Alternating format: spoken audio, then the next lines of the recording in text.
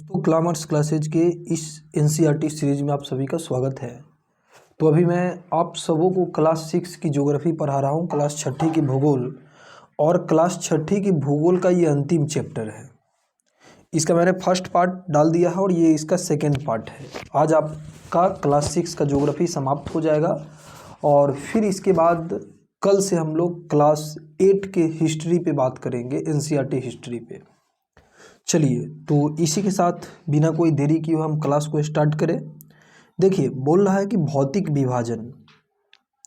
भारत में पाई जाने वाली भौतिक आकृतियाँ विभिन्न प्रकार की है। देखिए, बात सही है कि अगर आप भारत के भौतिक आकृति को देखिएगा तो आपको पर्वत भी दिखाई देगा। भारत में पठार भी है, भारत में मैदान भी है, तट भी है और द्वीप समूह भी है।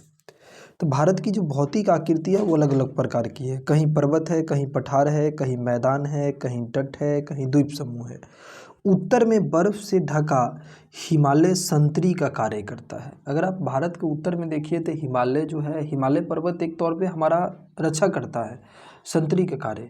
देखिए, हिमजोर आलय का मतलब है बर्फ का घर, यानी कि हिमालय का मतलब क्या होता है, हिमजोर आलय यानी कि बर्फ का घर। और हिमालय पर्वत को 3 मुख्य समानांतर श्रृंखलाओं में बांटा जाता है। हिमालय पर्वत को 3 मुख्य समानांतर श्रृंखला में बांटा गया है। अगर आप देखिएगा तो सबसे उत्तर में स्थित श्रृंखला को वृहत हिमालय या हिमाद्री कहते हैं। जो सबसे उत्तर में जो है हिमालय का, उसको वृहत हिमालय या हिमाद्री कहते हैं। इसी श्रृंखला में विश्व की सबसे ऊंची शिखर है। और मध्य हिमालय या हिमाचल हिमाद्री के दक्षिण में स्थित है। बहुत ही लोकप्रिय पहाड़ी स्थान यहाँ स्थित है। 5 पहाड़ी स्थानों के नाम का पता लगाइए जो मध्य हिमालय में आपको कहा जा रहा है। और शिवालिक सबसे दक्षिण में स्थित श्रृंखला है। हिमालय के अगर आप देखिएगा जो शिवालिक जो है वो शिवालिक क्या है, सबसे दक्षिण में स्थित श्रृंखला जो है वो शिवालिक है। चलिए, अब आप देखिए कि हिमालय का अगर आप देखिएगा इसमें तो देखिए जो हिमालय जो है भारत के उत्तर में ये हिमालय है। और हिमालय में आप देखिएगा तो ये हिमालय है ना, ये आपको मध्य हिमालय, और ये जो आपको शिवालिक दिखाई देगा, शिवालिक रेंज, ये शिवालिक है। और आप यहाँ पर देख रहे हैं कि ये उत्तर का मैदानी क्षेत्र है। उत्तर का ये मैदानी क्षेत्र जो गंगा और ब्रह्मपुत्र नदी के बीच में बसा हुआ ये मैदानी क्षेत्र है, काफ़ी उपजाऊ क्षेत्र है उत्तर का। चलिए, तो अब आप आ जाइए कि हिमालय के दक्षिण में, ध्यान देना मेरी बात को, हिमालय के दक्षिण में भारत का उत्तरी मैदान स्थित है। ये मैदान समतल और सपाट है। क्यों नहीं होगा, क्योंकि गंगा ब्रह्मपुत्र में सिंधु के मैदान है। ये मैदान सिंधु, गंगा, ब्रह्मपुत्र तथा इसकी सहायक नदियों के द्वारा लाए गए जलोढ़ निक्षेपों से बने हैं। ये जो हिमालय के जो उत्तर में जो पूरा मैदानी क्षेत्र है, सिंधु, गंगा और ब्रह्मपुत्र का जो मैदानी क्षेत्र है, ये पूरा का पूरा देखिएगा तो जलोढ़ मृदा से बना है। काफ़ी उपजाऊ क्षेत्र है। जलोढ़ मृदा किसको बोलते हैं, नदियों के द्वारा बहा करके लाई गई मिट्टी को जलोढ़ मृदा। और नदियों के ये मैदानी कृषि के लिए उपजाऊ भूमि प्रदान करते हैं। यही कारण है कि इन मैदानों में जनसंख्या का घनत्व अधिक है। आप देखिएगा तो इस मैदान में जनसंख्या ज़्यादा पाई जाती है। क्या पाया जाता है, इस मैदान में आपको जनसंख्या ज़्यादा पाई जाती है। अब आप देखिए कि भारत के पश्चिम भाग में, अगर आप देखिएगा भारत के पश्चिमी भाग में भारतीय मरुस्थल स्थित है।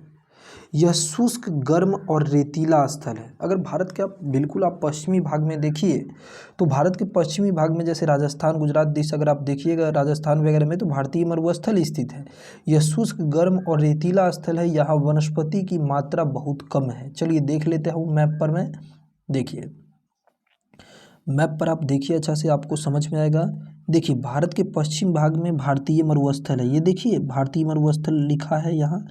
ये पूरा आपको पश्चिम भाग में क्या दिखाई देगा, भारतीय मरुस्थल। और ये जो मरुस्थल है काफ़ी शुष्क है, काफ़ी गर्म है ना, और रेतीला है। आपको यहाँ पर बालू रेत टाइप से पाया जाएगा और वनस्पति की मात्रा इसमें बहुत कम होती है। तो ये भारतीय मरुस्थल है। चलिए, अब देखिए भारतीय मरुस्थल के बाद कहा जा रहा है आगे कि उत्तरी मैदानों के दक्षिण में प्रायद्वीपीय पठार स्थित है। उत्तरी मैदान के दक्षिण में प्रायद्वीपीय पठार स्थित है। इसकी आकृति त्रिभुजाकार है। इसकी धरातल काफ़ी ऊंचा नीचा है। इस क्षेत्र में बहुत सी पहाड़ी श्रृंखलाएं और घाटियां हैं। किसमें, प्रायद्वीपीय पठार में। तो उत्तरी मैदान के दक्षिण में जो है जो प्रायद्वीपीय पठार है और ये त्रिभुजाकार आकृति की है और इसकी धरातल काफ़ी ऊंची नीची है और इसमें बहुत सी पर्वत श्रृंखलाएं स्थित है। इसके उत्तर पश्चिम में अरावली श्रृंखला है जो विश्व की सबसे पुरानी श्रृंखला है। आप जानते हैं अरावली पर्वत जो है ये हिमालय पर्वत से भी पुराना पर्वत है। हिमालय तो नया पर्वत है, वलित पर्वत का उदाहरण है। हिमालय पर्वत का देखिएगा तो अभी भी निर्माण जारी है, लेकिन जो अरावली पर्वत है जो प्रायद्वीपीय पठार में, वो आपको विश्व की सबसे पुरानी श्रृंखला है। और विंध्य और सतपुरा भी महत्वपूर्ण श्रृंखलाएं हैं, है ना। विंध्य और सतपुरा पहाड़ भी देखिएगा प्रायद्वीपीय पठार में, और विंध्य और सतपुरा पहाड़ से ही होकर के आप देखिएगा नर्मदा और ताप्ती नदी बहती है ना। नर्मदा और ताप्ती नदी बहती है किससे होकर के? विंध्य और सतपुरा पहाड़ से। और ये पश्चिम की तरफ बहने वाली नदियां हैं। आप देखिएगा तो नर्मदा और ताप्ती नदी पश्चिम की तरफ बहने वाली नदी है और जो अरब सागर में गिरती है। नर्मदा और ताप्ती ये दोनों नदी कहाँ गिरती है? अरब सागर में। तो आपके एग्जाम में कई बार पूछा भी जाता है कि पूर्व से पश्चिम की तरफ बहने वाली नदी कौन है? तो नर्मदा और ताप्ती। और ये नदी कहाँ गिरती है? तो अरब सागर में गिरती है और ये विंध्य और सतपुरा की श्रृंखला से होकर के गुजरती है। इस पठार के पश्चिम में पश्चिमी घाट या सह्याद्री तथा पूर्व में पूर्वी घाट स्थित है। कहा जा रहा है कि इस पठार के पश्चिम में पश्चिमी घाट या सह्याद्री है और पूर्व में पूर्वी घाट है। देखिए पश्चिमी घाट का विस्तार एक समान रूप से है, जबकि पूर्वी घाट बीच में टूटा फूटा और असमान है ना। पूर्वी घाट को देखिएगा तो टूटा फूटा असमान है और इन पठारों में खनिज, कोयला और लौह अयस्क की प्रचुरता है। चलिए आपको मैं पश्चिमी घाट और पूर्वी घाट में लाता हूँ। देखिए क्या कहा जा रहा था कि हिमालय उत्तर के मैदान के बाद, मैं आपको यही ना पढ़ाया हूँ कि अगर आप देखिएगा तो उत्तरी मैदान के बाद, सुनिए मेरी बात को, उत्तरी के मैदान के बाद, भारत के उत्तरी मैदानी क्षेत्र के बाद आपको प्रायद्वीपीय पठारी क्षेत्र है। ये जो देख रहे हैं ना, ये पूरा प्रायद्वीपीय है, जो तीन ओर जल से घिरा है उसको प्रायद्वीप कहते हैं। तो ये प्रायद्वीपीय क्षेत्र है और ये प्रायद्वीपीय क्षेत्र काफ़ी उबड़ खाबड़ है। इसमें बहुत सी पर्वत श्रृंखलाएं हैं, बहुत नदियां भी हैं। तो कौन कौन पर्वत है मैं आपको बताया हूँ ना। जैसे इसमें देखिएगा विंध्य पर्वत श्रेणी है ना, सतपुरा पर्वत श्रेणी है। इसमें सतपुरा पर से आप देखिएगा दक्कन का ये पठार है, ये पूरा पठारी क्षेत्र। और इसमें आप ये देखिएगा, मैं आपको बताया हूँ ना कि विंध्य और सतपुरा पर्वत श्रेणी है। इस पर से आप देखिएगा नर्मदा और ताप्ती ये दोनों नदी बह करके अरब सागर में गिरती है यहाँ, है ना। और फिर आप देखिए ये पश्चिमी घाट है और पश्चिमी घाट पूरा समतल है, प्लेन है। आपको बताया था ना मैं, पश्चिमी घाट पूरा समतल है, प्लेन है। लेकिन आप पूर्वी घाट को देखिए तो पूर्वी घाट काफ़ी उबड़ खाबड़ है। आप देख रहे हैं पूर्वी घाट क्या ऐसे ऐसे है ना, काफ़ी उबड़ खाबड़। तो पश्चिमी घाट पूरा समतल प्लेन होगा, लेकिन पूर्वी घाट जो है, ये पूर्वी घाट काफ़ी उबड़ खाबड़ है और ये खनिज वगैरह के लिए ज़्यादा जाना जाता है। कौन? पूर्वी घाट। चलिए देखिए बोलता है पश्चिमी घाट, पश्चिमी, ध्यान देना मेरी बात को, पश्चिमी घाट के पश्चिम में तथा पूर्वी घाट के पूर्व में तटीय मैदान स्थित है। पश्चिमी तटीय मैदान काफ़ी संकरे है, मतलब पश्चिमी घाट के पश्चिम में पश्चिमी तटीय मैदान और पूर्वी घाट के पूर्व में भी तटीय मैदान है। पश्चिम तटीय मैदान काफ़ी संकरा है और पूर्वी तटीय मैदान, ध्यान देना मेरी बात को, और पूर्वी तटीय मैदान अपेक्षाकृत चौड़े हैं। पूर्वी तटीय मैदान अपेक्षाकृत चौड़े हैं। वहाँ देखो पश्चिमी तटीय मैदान जो है जो संकरा है और पूर्वी तटीय मैदान अपेक्षाकृत चौड़े है। अगर आप देखिएगा तो देखिए यहाँ पर तटीय क्षेत्र दिया है। देखिए पश्चिमी तटीय मैदान जो है जो ज़्यादा चौड़ा है आपको दिखाई देगा, पश्चिमी तटीय क्षेत्र ये देख रहे हैं चौड़ा है। और पूर्वी तटीय मैदान आप देखिएगा तो काफ़ी संकरा क्षेत्र आता है पूर्वी तटीय मैदान का। चलिए देखिए अब यहाँ पर आगे क्या कहा जा रहा है आपको कि देखिएगा वहाँ पूर्व की ओर बहने वाली कई नदियाँ हैं। महानदी, गोदावरी, कृष्णा, कावेरी बंगाल की खाड़ी में गिरती है। महानदी है, गोदावरी है, कृष्णा है, कावेरी। देखिए भारत में नदियाँ बंगाल की खाड़ी में गिरती है या अरब सागर में गिरती है, दो इसका मुहाना है। तो बंगाल की खाड़ी में कौन कौन सी नदी गिर रही है आपको कहा गया है, तो देखिए कावेरी नदी है, ये भी बंगाल की खाड़ी में गिरती है। कृष्णा नदी है, ये भी बंगाल की खाड़ी में गिरती है। महानदी है, ये भी बंगाल की खाड़ी में गिरती है। तो यही कहा जा रहा था कि कृष्णा, कावेरी, महानदी, है ना, कृष्णा, कावेरी, महानदी, ये सब आपको किस में गिरती है? तो बंगाल की खाड़ी में गिरने वाली नदियां हैं। और जानते हैं, नदी जब समुद्र में गिरती है, नदी जब समुद्र से मिलती है, तो नदी अपना मुहाना पर डेल्टा का निर्माण करता है। जैसे देखिए, अगर कोई नदी समुद्र में गिर रही है तो नदी तो अपने साथ बहुत मिट्टी उट्टी को काट खूट करके लाएगा, और जब मिट्टी को काट के लाएगा तो समुद्र में गिरने से पहले वो अपना मुंह पर पूरा मिट्टी जमा करेगा। मिट्टी की अलग अलग आकृति बनेगी, ऐसे मतलब जड़, ये संरचना टाइप से। तो मिट्टी दहा करके लाएगा, मिट्टी को बहा करके लाएगा, उसको समुद्र के किनारे इकट्ठा कर देगा। डायरेक्ट थोड़ी समुद्र में मिलेगा, समुद्र में मिलने से पहले समुद्र के किनारे वो बहुत बड़ा क्षेत्र बना देता है, चौड़ा समतल। तो मिट्टी ला करके बहा करके लाएगा, और ये जो आकृति जो होगा, इसी आकृति को हम लोग कहते हैं डेल्टा। क्या बोलते हैं? डेल्टा। जैसे देखिए, तो यही कहा जा रहा है कि ये नदियाँ अपने मुहाने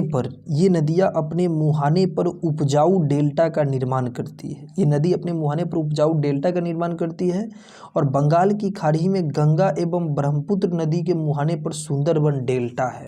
आप देखिएगा तो दुनिया का सबसे बड़ा डेल्टा है सुंदरबन डेल्टा।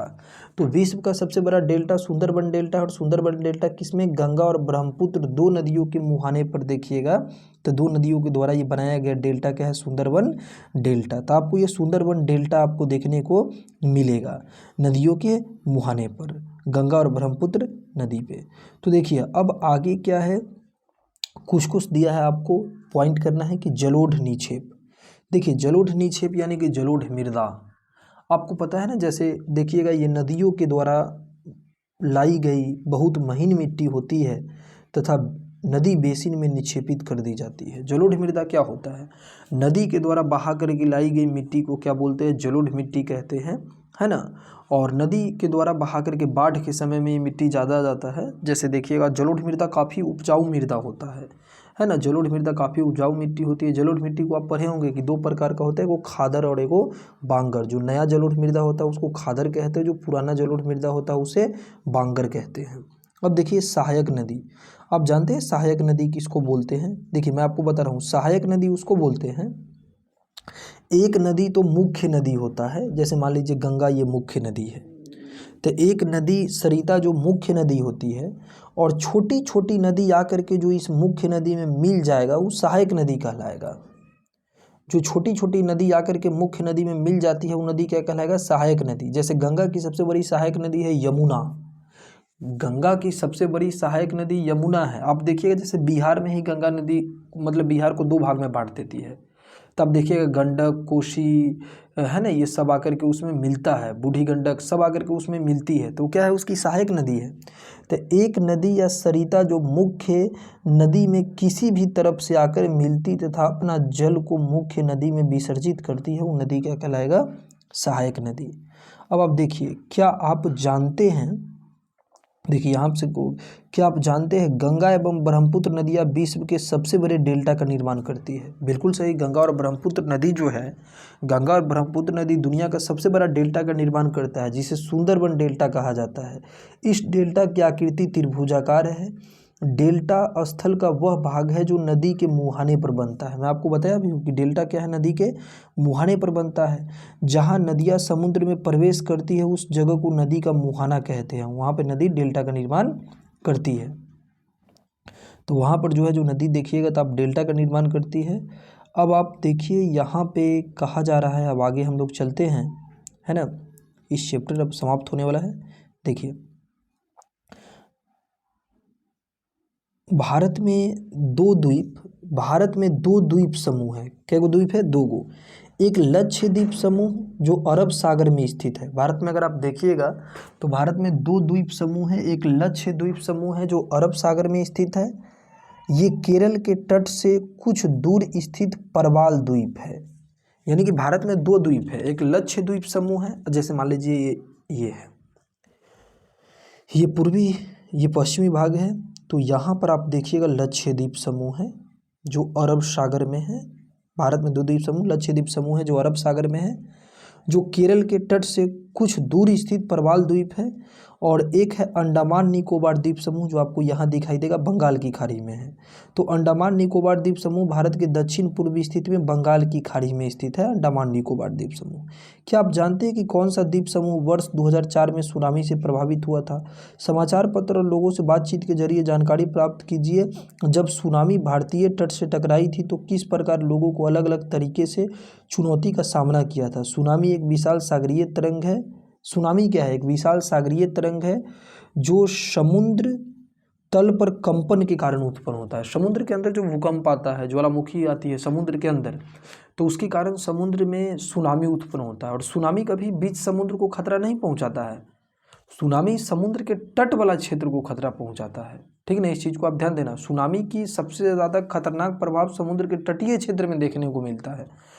जो समुद्र जितना गहरा होगा, जितना समतल होगा, सुनामी की खतरा वहाँ पर उतना कम होगी। इस चीज़ को ध्यान देना। क्लास 11th के एनसीईआरटी को आपने पढ़ा होगा, प्राकृतिक आपदा वाला चैप्टर, उसमें सुनामी के बारे में पूरा डिटेल्स में दिया है। चलिए अब देखिए, प्रवाल द्वीप, लक्षद्वीप समूह जो है जो प्रवाल द्वीप है। और प्रवाल द्वीप किसको बोलते हैं जानते हो?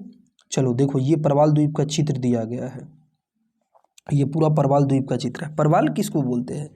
प्रवाल छोटे समुद्री जंतुओं के कंकाल है जिसे पॉलिस कहा जाता है।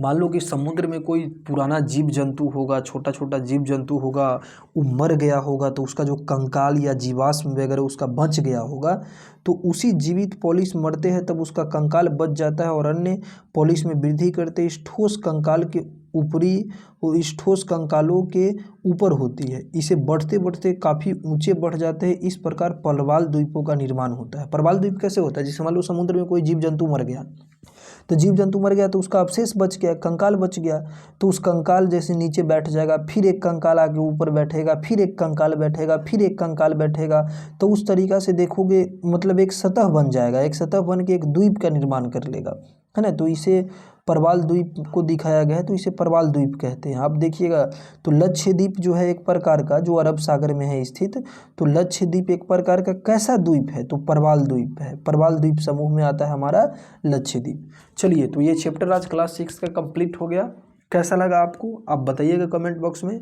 अब हम लोग क्लास 8 की एनसीईआरटी हिस्ट्री शुरू करने वाले हैं। धीरे धीरे एनसीईआरटी का ये सीरीज जारी रहेगा जब तक क्लास 6 से 12 तक का एनसीईआरटी पूरा कंप्लीट नहीं होगा, जब तक यह सीरीज चलता रहेगा। जी धन्यवाद। वीडियो को शेयर कीजिए ताकि अपने दोस्तों को भी बताइए। जी थैंक्स फॉर वॉचिंग।